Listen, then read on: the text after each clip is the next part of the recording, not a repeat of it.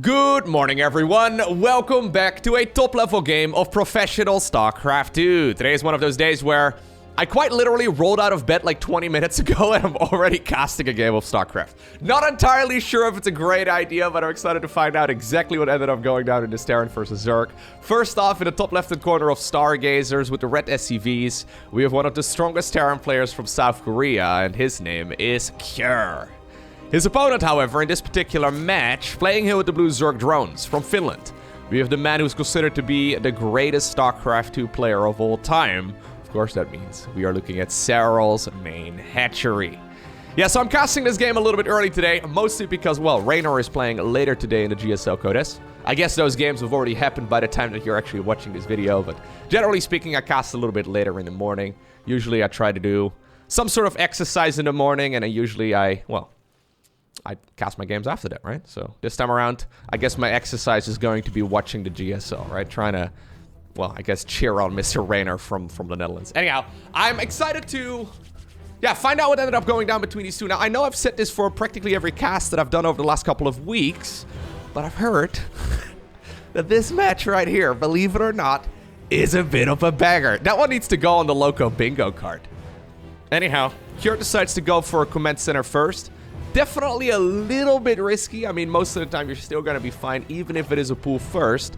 But Serral has been quite fond of going for a pool first lately in this particular matchup. So, yeah, always a bit of a risk. But honestly, I think that Cure... Like, the most interesting part is that he didn't go for the CC first over here. I guess he wants to make sure he starts off this wall here a little bit earlier. But, yeah, usually if you go for a quick command center on this map, you'd imagine you go for the in-base one. Anyhow, doesn't really matter all too much in this particular match. Cure is sending the SCV across the map to scout out exactly what's going on the other side of the map. Serral is not going to have to deal with a Reaper, though, as it's straight into a Marine. Okay. Overlord right there spots that the SCV is heading down towards the third. Fair enough. And, yeah. Even though Serral doesn't have the money here to go for a third hatchery already, he's still sending the drone a little bit early. This is one of those little moves just to harass that SCV. You want to have that base delayed as little as possible. Now with the Zerglings out, he's going to be able to take that third hatch. A very clean start right here for the finisher. I've actually got a lot of really good replays lately from a couple of Alpha X tournaments. Pretty excited. Well, I don't know exactly if they were like the organizers for it, but at the very least they were the ones distributing the replay pack. There's a lot of very good players participating in these events, so pretty excited to, check out some of the games. Yesterday's video was actually also from, what was it called, the Gladiators Cup, if I'm not mistaken. I don't think that this one is. This one is from another event, but anyhow, I've got a lot of top-level replays. That's what I'm getting at, that I want to share with you over the next couple of weeks. So if you aren't subscribed to the channel already, make sure to do so you get notified as soon as those videos go up. I generally speaking don't cast, well, full tournaments, right? I mean, I do so as well in offline settings, but on my YouTube channel, I usually don't do so. I try to bring you the very best games of StarCraft 2 instead. So, well, you don't have to go looking around the internet to try and find the best games, right?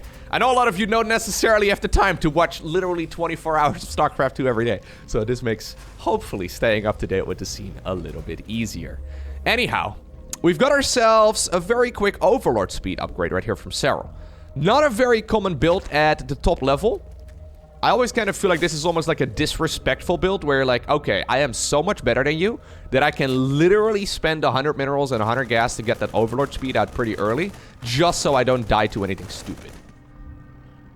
Obviously, if you're not as good as Serral, this can actually bite you in the butt because it always seems to me that Overlord speed is about as expensive as going for a lair. So usually going for a lair is a good idea.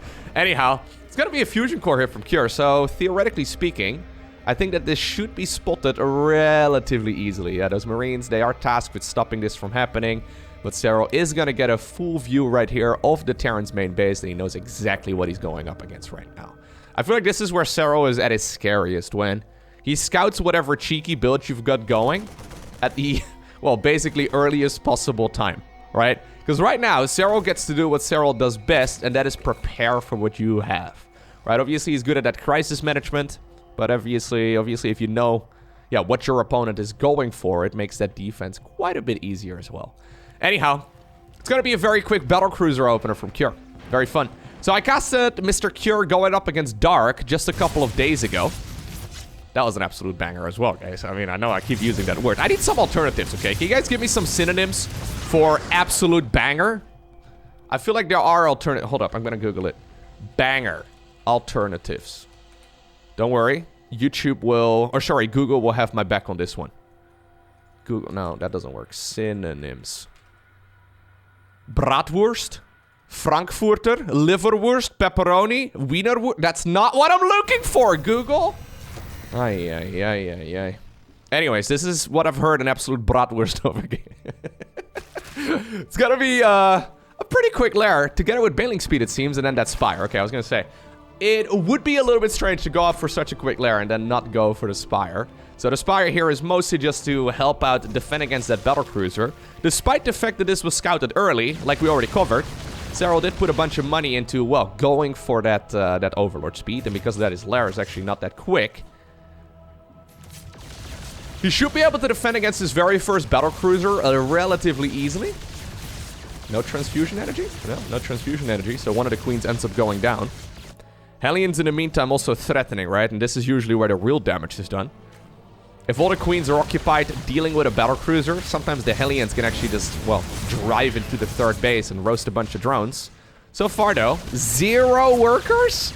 0 workers, really? He's even building a 4th hatchery on the back of this. Yeah, so fantastic start right here for the GOAT of StarCraft 2. Not really running into a whole lot of problems, but he is forced into that spire, right? So he's actually going... This is kind of interesting. Most of the time when we see this sort of style, we see Zerg players going for a Roach Warren instead. So Roach Ravager Corruptor is a very common unit composition against Terran Mech with Battlecruisers. I would say that is the go-to, especially if you're not as confident in your Muta micro. I was gonna say, if you're gonna go for a Spire and then a Baneling Nest, I think you have to play Mutaling Bane. Now, Mutaling Bane is, in theory, fantastic against Mech because you can fly circles around it, right? The real strength of Mutaling Bane is that it's super fast, so you can disengage and engage whenever you please. The problem is that all of these units are like paper planes as well. They have only, well, 120 health is actually quite a bit, but it feels to me, at the very least, and maybe this is a little bit of Zerg bias coming in, that these units die so freaking easily. One, well, properly positioned Widow Mine, a couple of Thors, anything seems to kill Mutalisks. And while in theory they're really good if you control the units well, it's very easy to accidentally lose all of them as well, right? Anyhow. Mutaling Bane against Terran Mech. Interesting. So this is, by the way, full Terran Mech. You're not even attempting to play any bio in this particular game. He's, yeah, gone straight into that mass factory production. He's pumping out a bunch of Battlecruisers. We see Mutaling Bane into Swarm Host. Yo, what did Serral have for breakfast? Interesting. So he went for a single Evo chamber. I didn't even click on that structure. I assumed that that was going to be the second Evo chamber when we were previously on the screen. But he went Infestation Pit together with Evo chamber. Now, even though he's got Mutaling Bane, none of those units benefit from Missile. He is going into, yeah, the Missile upgrades here. Now, the Locust from the Swarm Host do benefit from that upgrade. But this is not a common transition at all. Alright, Serral, normally a very rigid player, someone who will do the same thing over and over and over and over again just because he believes that to be the best strategy, is mixing it up a bit in this match. So he does have a second Evo. That one is gonna research the +1 melee. I swear that he already had Centrifugal Hooks researching earlier, but he must have cancelled it to, I guess, get some additional units out. Now, this is a map, Stargazers, where it can be quite difficult to actually, yeah, defend all of your bases here as Terran, right? So this expansion feels really far away from that one. I mean, it's really not... Like, the units have to derp their way through the main base, especially with Mech. Well, here's the very first Locust Wave. Especially with Mech, it can take a while for their Thors to actually maneuver around. First Locust Wave is usually an important one. 4 SCVs ended up going down so far, but really nothing too crazy. A couple of random Locusts as well. Alright. Playing Roach Ravager Corruptor apparently a little bit too easy for Serral, huh? Instead we're going Ling Bane Muta Swarm Host Queen into a Roach Warren. What is going on here? Serral wants to start showing off how many hens he's got at the beginning of this game right away. So the problem with swarm hosts usually, or quote-unquote problem, is that you need a good amount of them. And because of that, you can't actually afford a lot of drones. This is all looking really nice, though. Every time we see one of those locust waves, I feel like one of the big units is going down. It's rather expensive. Good save right there by Cure. Transfuses on the Mutas. Mutas heal so quickly out of combat. Alright, they're one of the very few. Oh my god, that's what I mean! See, that's like my ladder games right there! You see the problem? Okay, thank god. Serral's showing off that he is human after all. Yeah, that's what happens every game that I play Mutas. It's like, whoopsie daisies, 19 of them ended up going down. This is why I don't recommend Mutas to players below Grandmaster League. I mean, I don't play Mutas myself almost ever in Terran vs. Zerg. Just because they're so volatile. But hey, Serral is apparently confident enough to pull this off. I mean, these spore crawlers are actually crazy. So these spore crawlers are, I guess, protecting the swarm host for when the battlecruisers get close. Interesting. Can we at least, like, connect this as well? That would be really nice. Just for, you know, aesthetics.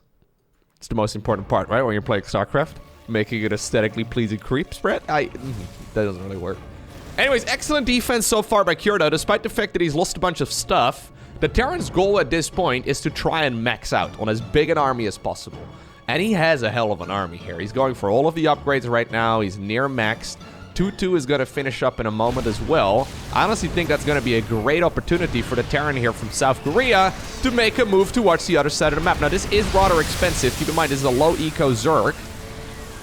Or at least relatively low eco compared to where we normally see Zerg players. Yeah, so these command centers, I mean, sure, that was a lot of, yeah, damage done right there by the Zerg, but also a lot of Banelings were actually sacrificed for the greater good there. And I would say that the Banelings were definitely more expensive than the cost of that planetary fortress. It's mostly the lost mining time over here, right? But you never really know exactly if there's already, like, additional command centers down. If another one can fly over there right away, pretty good situation for the Terran, despite the fact that it looks explosively bad. Anyways, yeah, Mr. Cure right now a little bit confused about those spore crawlers right outside of his front door. Alright. Decided to use the Yamato gun on them. Those Mutas really haven't been good in this game, right? Am I crazy right now? Yeah, he's going into Corruptors. I think that makes a lot more sense. We've seen 31 Mutas going down, and obviously that's because of that fantastic control here by Cure.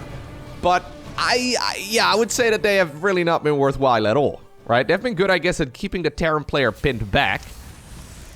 But I think what Cure is looking for here is to max out and then move across the map, right? Isn't that what you're looking for? The problem is, if he doesn't move soon, if he's going to wait until 3-3 is done, this golden base is going to be up and running, right? Like, Zerg has been expanding wherever they like.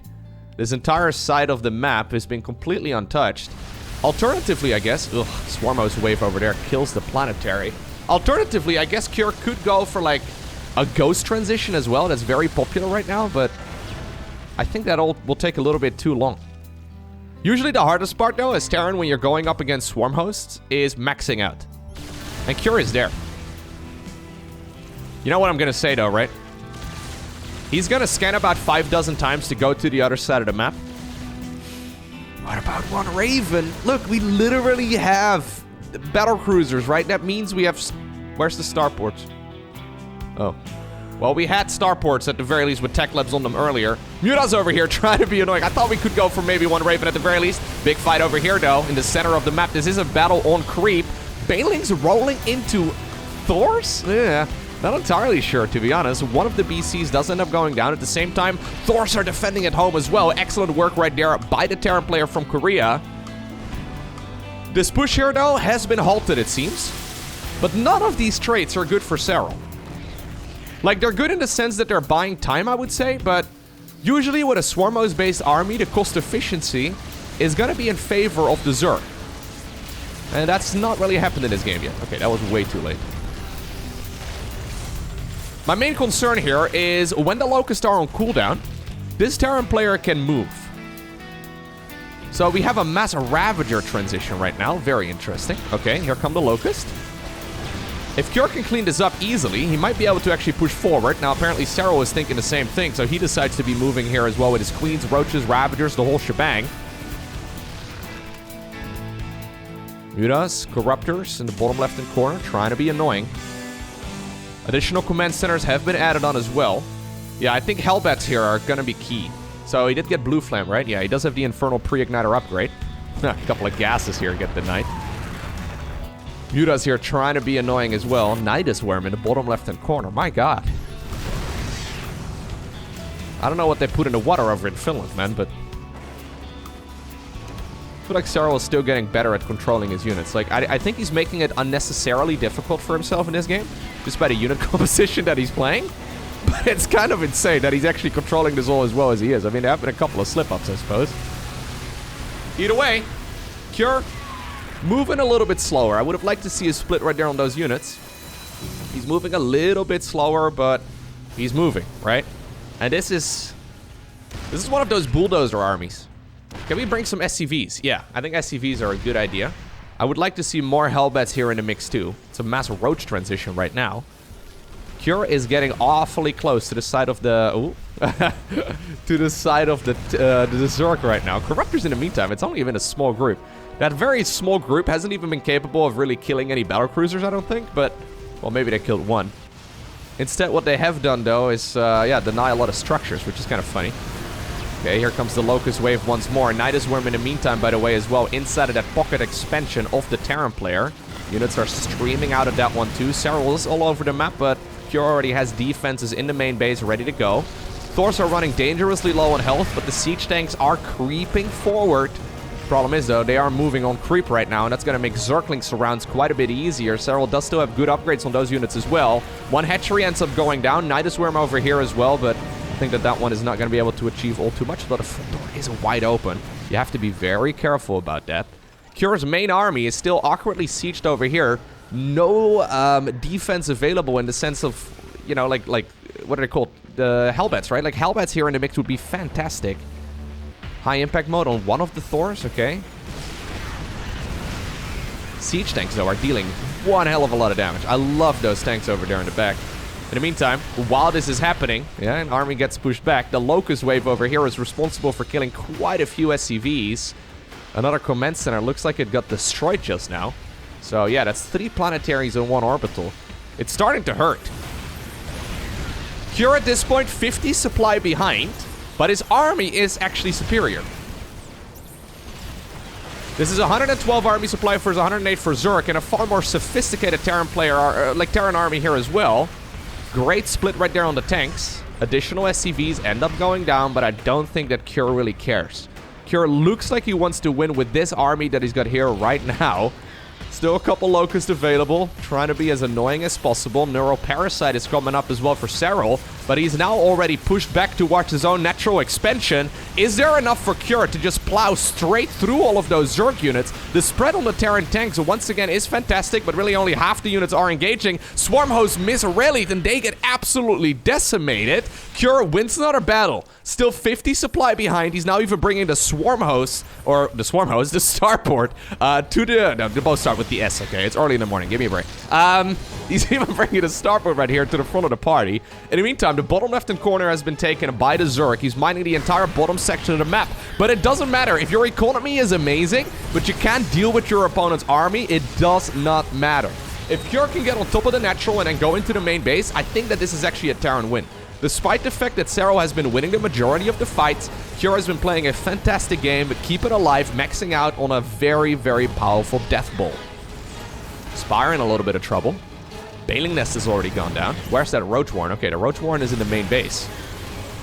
A couple of Zerglings are streaming out as well. Serral desperately trying to buy as much time here as possible so he can actually, well, make as big an army as he can. He's been fighting on the other side of the map, trying to harass wherever he can. That's the old natural expansion. I've floated on over towards the 4th base, but I think I'm going to keep the camera over here. Serral has a lot of money, but no way to spend it. The units are also... Oh my god. The units are also forced to go through this intersection, right? And, I mean, there's no traffic lights or anything. Those siege tanks will start firing. Whether or not they get a green or a red light, it doesn't really matter. Cyclones over here moving back and forth as well. The natural of the Zerg from Finland is in a lot of trouble. Serral still does not have any high-tech units, right? He's just stuck on Roach Ravager Ling Bane. Additional Terran reinforcements are making their way across the map. That's a lot of Cyclones, and I love seeing those. Okay, is this the moment where Serral commits? Yeah, he's trying to see if he can potentially break out of his own bases right here, right now. A lot of the Cyclones were distracted, though. They were trying to pick up their brothers who were reinforcing this army, and that's the only opportunity that Serral really had. Apparently, okay. Oh my god, even using Burrow right there to try and keep some of the low Ravagers alive. Anyhow, apparently he barely has enough to break out of his own base. Those couple of roaches over there up north actually creating so much chaos there. For some reason, Cure decided to send all of the Cyclones back to try and pick up 2 Cyclones, which may indeed be worth it, but that's the only chance that Serral really needed. Now the Cyclones are very far away from home. They probably did not expect this base right over here in the bottom left. Yeah, they were trying to make their way back home, and suddenly there's a Zerg infestation in one of the, well, what is supposed to be Terran bases. Honestly, there's no proper way here to expand anymore for Terran. He needs to take out this expansion here in the bottom left, but that one's already nibbled away at by a bunch of those drones. Okay. I wouldn't even mind Serral going back to Swarm Host here, to be honest. This has been such a chaotic game. I actually think Swarm Hosts are going to be pretty good here. Double hatchery over at that base. He is at Hive Tech, so maybe going into another unit composition here might be a little bit better. He just hasn't put down the tech. Love the Cyclones over here. Excellent work by the Korean Terran. Takes out the base. Problem is, right now there's Infestors in the mix too. Infestors, of course, with fungal growth can slow down those Cyclones and prevent them from escaping.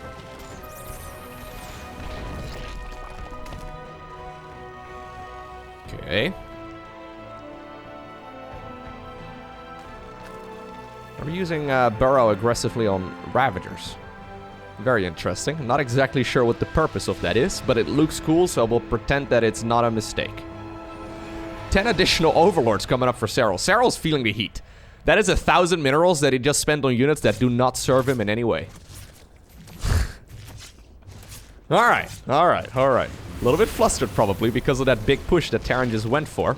Cure still has all of his supply depots, but very little mining, and this is a real issue now. Since there's no planetary anymore over here, right? He's lost the 3 that he had. It is quite difficult for the Terran here to actually defend all of those locations at once. There's another... Ooh. Was it even a mistake? Wait. Was it a mistake? Is he purposely bringing Overlords to the front? No, that has to be a mistake. There's no way. Yeah, now he put them on the control group as well with the Roaches and the Ravagers. But I'm fairly sure he did not mean to do that. I was gonna say, I thought for a moment he actually meant to bring the Overlords to the front to poop creep. That would have been something. Well, apparently they still will go ahead and do so, but I don't think that's really what they were originally made for. Drop-a-lords coming up. Alright. Maybe he meant to make a couple. Rapid-fire gone wrong. Anyhow. We have Nidus Worms. We have Swarm Hosts. But apparently what we also have is Dropper-lords. In the meantime, though, all the way down south, a bunch of drones do get killed. Cure has been at like 50% of the Zerg supply for a long time, but he is actually holding on. I think Cure's best bet at this point in the game is to once again try to go for a Mexed army. Now keep in mind, he doesn't have a lot of detection here, right? So there's one missile turret on the high ground. Neural Parasite can be used by this siege tank as well. Now suddenly though, the Zerglings are swarming through. There's a Neural as well on one of the tanks. GG is called. And eventually, it is Serral who obtains the victory. But that was a really fun game. Hey, if you enjoyed watching this video, please take the 1 second that it takes to hit the like button down below. If you didn't like it, I guess you can hit the dislike button guilt-free as well. Anyways, thanks for watching. I'll see you in the next one.